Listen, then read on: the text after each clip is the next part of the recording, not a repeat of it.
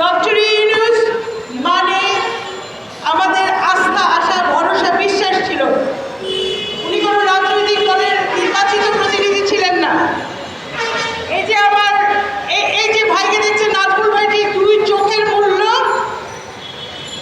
সেই দুই চোখের দৃষ্টির বিনিময়ে এই লম্বা উপদেষ্টা পরিষদ এবং লম্বা বিশেষজ্ঞ পরিষদ দিয়ে ডক্টর ইউনূস ক্ষমতায় বসেছেন। আমাদের কাছে সেটাই হচ্ছে অন্তর্বর্তীকালীন সরকার।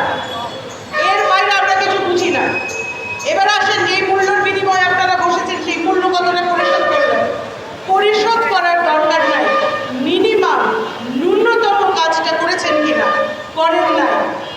আমি নিজে, আপনারা হয়তো অনেকে সামাজিক মাধ্যমে, যোগাযোগ মাধ্যমের মাধ্যমে জানেন যে অগস্ট মাস থেকে আমি রাজপথ থেকে টুকিয়ে টুকিয়ে খুঁজে খুঁজে, ওরা আমাকে খুঁজেছে এবং কীভাবে যেন এটা আল্লাহর রহমত একটা কানেকশন হয়েছে শহীদ এবং আহত, শহীদ পরিবার এবং আহতদের সঙ্গে আমার সংযুক্ত হয়েছে। কারা?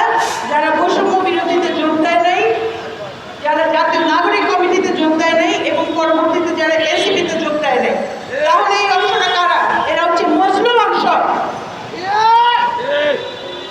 আমরা ভদ্রতা করেছি, দিনের পর দিন। আমি জুলাই ফাউন্ডেশনে গিয়েছি, সুন্দর করে কথা বলেছি,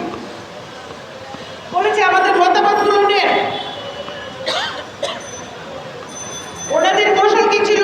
আসেন এনসিপিতে যোগ দেন, জাতীয় নাগরিক কমিটির সমন্বয়কের কাছে যান, বৈষম্য বিরোধী সমন্বয়কের কাছে। আপা একটু আমার অগস্ট মাসের ভিডিও দেখবেন।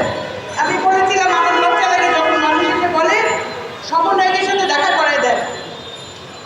মধুর ক্যান্টিন এবং ডাকসু ভবনের দোতলায় কতবার গেছি, ফকিরের মতো। টেন্ডার চাইতেও যাই নাই, টাকার জন্য যাই নাই। কেন গিয়েছি? সাথে কারা ছিল? দরিদ্র পরিবার।